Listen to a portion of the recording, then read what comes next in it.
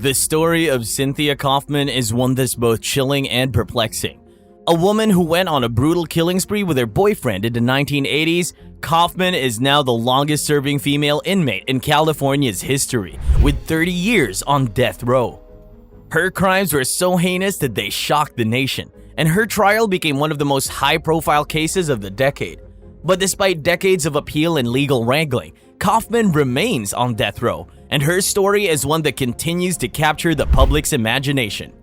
In this video, we will take a deep dive into the never-ending death row story of mass murderer Cynthia Kaufman, exploring the details of her horrific crime, her trial and conviction, and the ongoing legal battles that have kept her on death row for over 3 decades.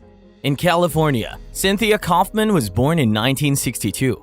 She had a terrible upbringing, which was characterized by a tense bond with her alcoholic mother. After dropping out of high school, Kaufman started using drugs and engaging in criminal activity. The wealthy daughter of a St. Louis businessman, Cynthia Kaufman was compelled to enter a loveless marriage after becoming pregnant at the age of 17. She and her boyfriend, James Gregory Marlowe, were detained for running a stop sign in Barstow, California on May 8, 1986. She was freed on her own recognizance, although the police discovered a loaded Derringer and a significant amount of methamphetamine in her handbag. James, a devoted burglar since the age of 10, had been sent to Folsom Prison in 1980 after committing several house invasions and robberies at knife point.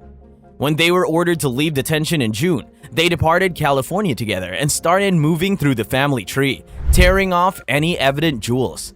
They were suspected of breaking into a house at Whitley County, Kentucky on July 26, 1986, and fleeing with money, jewelry, and a shotgun. After being married in Tennessee in 1986, Cynthia Kaufman and James Marlowe headed west in quest of simple prey. Sandra Neary left her Costa Mesa, California home on October 11, 1986 to get some money from Karina Novis and disappeared when doing a similar errand in Redland, California 2 weeks later.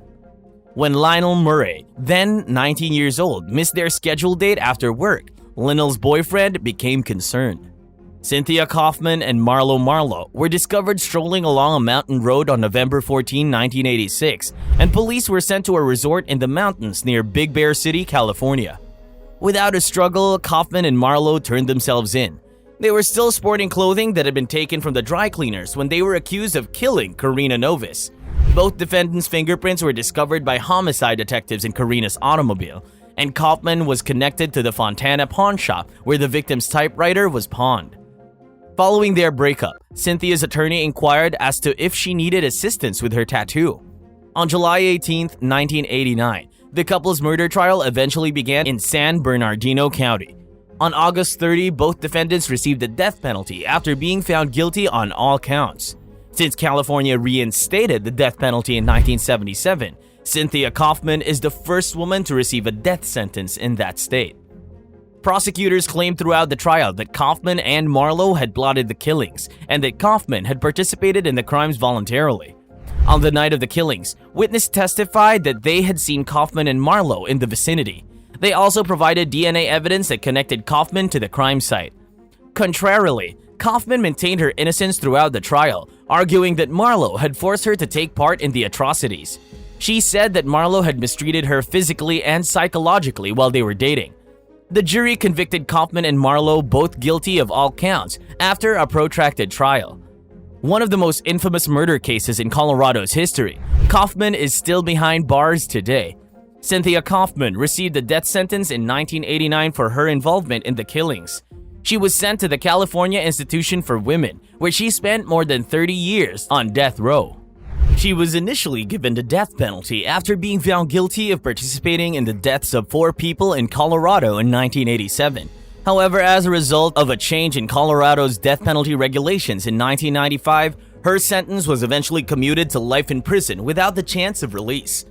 It's important to keep in mind that instances involving the death penalty sometimes include a drawn-out appeals procedure, which might cause delays in the sentence's execution.